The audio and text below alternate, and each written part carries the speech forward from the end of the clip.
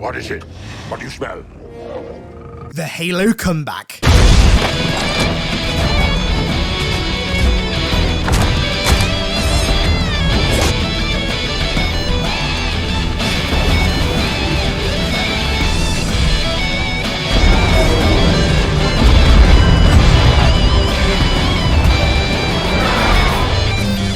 My friends, something big is happening with Halo, and by the looks of a recent leak, 343 are going to be capitalizing on it big time.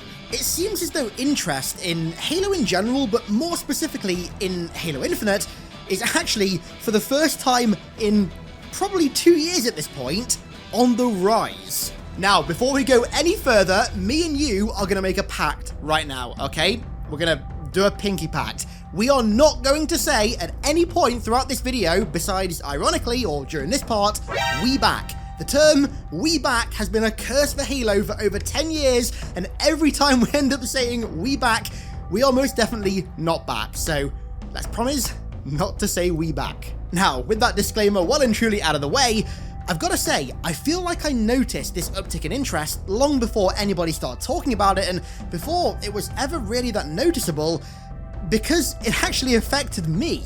Now, to be perfectly honest with you guys, in the period in between Season 4's launch and, to be honest, like January 2022, very shortly after Infinite released, I barely played this game.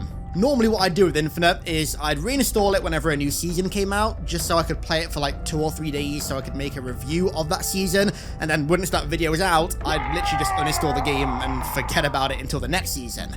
But when Season 4 came out, even though the content of Season 4, like I said in my review, it didn't really excite me because it's nothing new, it's just stuff that should have been there at launch, but despite it not exciting me, something felt different about that update. Once I'd made and released my Season 4 review video, I didn't feel an urge to just uninstall the game and move on to something else until Season 5.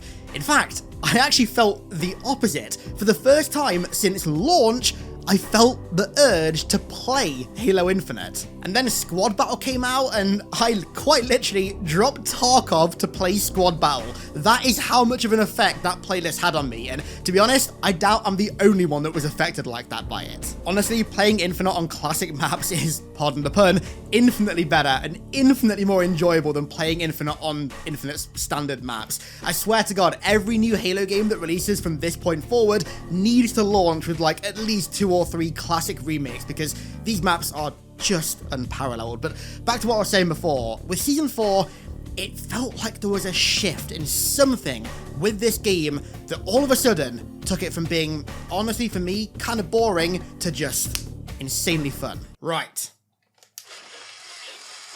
Quick fire. Make sure you subscribe right now and also follow me on Twitter. That's an order, soldier. You know, I suspected that there'd been some kind of greater shift in the perception of Halo Infinite when real life friends started talking to me about it and saying like, oh, I've heard Infinite's actually kind of good now, and even asking me if it was worth reinstalling. The best litmus test for a shift in the kind of perception of a game is if people who aren't in its community and don't play it frequently or engage with it frequently suddenly gain an interest in it and start asking you questions about it. That shows that the general gaming audience who drop the game almost immediately on launch actually have an interest in coming back, and it's that demographic that make up the main bulk of pretty much any gamer's population.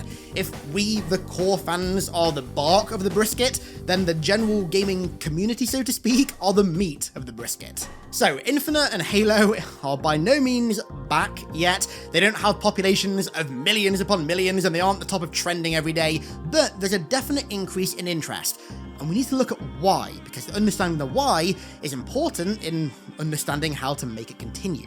Oh, real quick, I just have to put a little disclaimer here, because very occasionally I see someone say like, oh, why do you care about the population of Halo? You should only care if you enjoy it or not.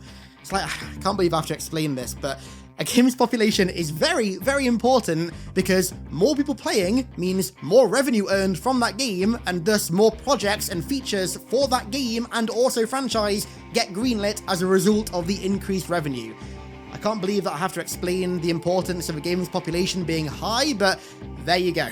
So, one of the biggest things that's happened to cause this, I think, is, like me, a lot of big content creators have decided to give the game a second chance recently, and to their surprise, they've actually really enjoyed it. Jack Frags made a few Halo Infinite videos recently, Shroud gave the game a shot again the other day, and Summit has been streaming it almost daily, and I'm pretty sure Summit even said that Asmongold and Doc are going to try streaming it again soon as well. One of the healthiest things for a game nowadays is for big YouTubers and streamers to be frequently making content about that game, which in turn encourages their large audiences to try it out as well. And as much as I strongly dislike the free-to-play aspect of Infinite, I gotta give it credit for something. It's gonna make it a lot easier for those audiences to at least give the game a shot. Games can be broken, empty messes and still be huge and massively successful if the big guys are playing it. I mean, just look at DayZ, H1Z1 and PUBG for example, 3 of many examples of games that exploded in popularity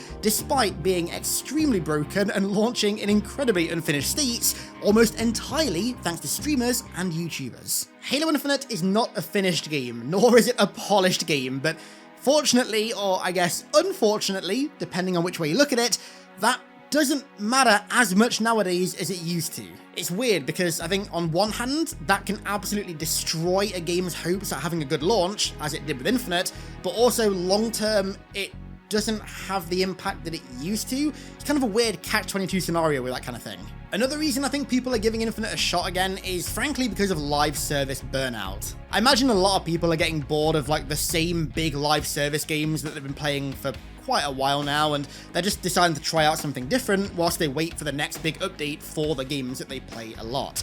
I mean, a big example of this is Modern Warfare 2 and Warzone. Now that we're kind of in the waiting period for Modern Warfare 3, I imagine that a lot of people have drifted away from Modern Warfare 2 because, well, the game was pretty contentious to say the least, and also because Modern Warfare 3 is right around the corner, and coincidentally, they're trying out games that big streamers are playing to kind of mix it up a little bit as well, and one of those games happens to be Halo. But to be honest, I'm gonna give it credit where it's due. I actually attribute a lot of the renewed interest in Halo to Infinite. Like me, I imagine quite a lot of the people coming back to try the game again are people that just dipped at launch because the game had no content and frankly wasn't particularly fun. But because they haven't been playing Infinite non-stop and getting burnt out on it whilst there was not really much to do because there was no content, coming back to the game after a long break to tons of new maps, modes and features is honestly a huge breath of fresh air, and it gives you a lot to do when you come back to the game. Having not played the game much while it had no content, coming back to the game now makes it feel like there's been a massive update that added like all of these missing features and modes and stuff at once, as opposed to the drip feeding of content that actually happened. And it goes without saying, but when there's a ton of new content as opposed to only a small amount of new content, people feel more inclined to spend ages reinstalling the game and giving it a shot again. That, and of course, any longtime Halo fan is gonna love Squad Battle. I mean, I attribute almost the entirety of me getting back into Infinite and enjoying the game again to that playlist. The effect that playlist has had on me is frankly insane.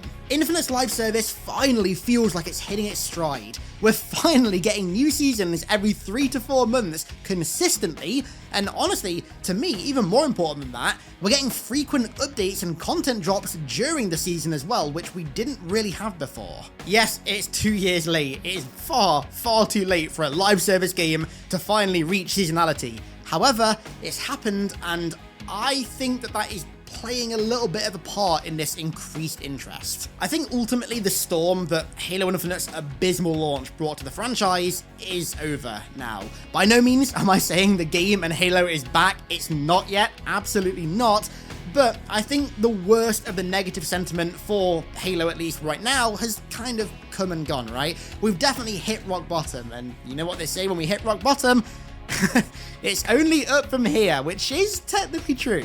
The dust is settled, and all of the Halo is dead videos that could ever be made have been made twice, and I think most of us have kind of just come to terms with the game that we ended up getting. Infinite was not what any of us really expected, not in a good way, but I think most of us have kind of just come to terms with that now, and we're mostly just on board with the trajectory that this game kind of has to take to get to a point where we're all satisfied. Now, don't get it twisted. That is absolutely not me going back on any of the criticisms that I've had and still have with this game. But it's possible to acknowledge them whilst also acknowledging that the game has come a long way since launch and at least for me personally, is fun now. Hell, many of the things that people now find fun about Infinite and that got me to start playing the game again happened as a result of constructive criticism, so never devalue that. Now, I think interest in Halo and Infinite in particular will dip again as we go into like the game season from like October through to like November and December, but it's going to be interesting to see if that interest spikes again once game season is over in the new year, and also if Season 5, that should be launching in October, has a bigger spike in players than Season 4 did, because, fun fact, Season 4 was actually the lowest spike in players a new season of Halo Infinite has ever had. Now, what's interesting about this renewed interest is the same thing actually happened with MCC a few months ago. It's granted now started to reverse a little bit, but around like May and June, MCC's population has started to steadily but very surely rise. And that was right before Infinite started to get renewed interest as well. Now, coinciding in with all of this, very notable and prominent Halo leaker, Bathrobe Spartan, recently revealed 343's short-term plan for essentially reconciling with the broader audience that they burnt so hard with Infinite's awful launch. According to Bathrobe, at the moment, 343 are on a quest to slowly rehabilitate Halo in the eyes of the broad audience. So expect more collaborations in games and developers to put their hands on the brand with a marketing push in the not so distant future. Now, as far as collabs go, the only ones we've seen so far are RB and Chief in Brawlhalla, which I'll be honest was a game that I hadn't really heard of, and also Chief in Siege that was leaked recently that does actually look pretty cool, but it's not released yet, and honestly, I doubt either of these collaborations have had anything to do with a renewed interest in Halo and Infinite at the moment. I think it's just a coincidence that they all seem to be happening at the same time. That said though, reaching out to gamers in games that they already play and enjoy with Halo stuff to get them to view Halo positively again before then beginning a big marketing push to encourage them back to Infinite is definitely a smart move. It's kind of like the video game equivalent of salting a steak before searing it. Granted, it's absolutely not a position that Halo as a franchise should ever have found itself in, but with the rather garbage hand that we've been dealt time after time after time after time after time again, it's kind of necessary. As for the marketing push, I assume that's just going to be for Infinite Season 5, unless there's something major that nobody knows about that's getting shadow dropped in like the next 4 to 5 months. I mean, there sure as hell isn't any campaign DLC coming out, I can tell you that one for sure, and as for the Certain Affinity project to Tanker, well, literal, just pure radio silence. It's as if someone has let off an EMP. Not even leakers are talking about that thing anymore. Honestly, I don't even think it exists anymore, to be quite frank with you, so it sure as hell ain't gonna be that either.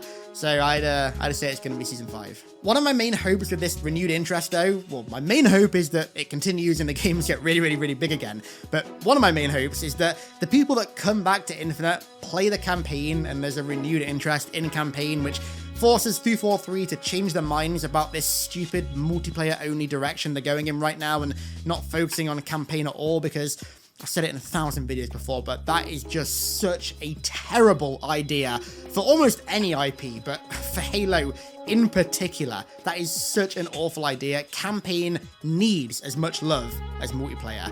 One is equally as important as the other. So, what are your thoughts on Infinite right now? Have you started playing again since Season 4, or are you still just dipping out and playing other games and just not that interested? Let me hear it in the comments down below. I want to give a huge thank you to Dalane Melton for becoming a new Primordial over on Patreon. Thank you very much, my man. Welcome. And of course, to everybody else who supports me over there as well. And thank you all so much for watching. I really appreciate it. I'll catch you in a new Halo lore video in an undisclosed amount of time. See you then.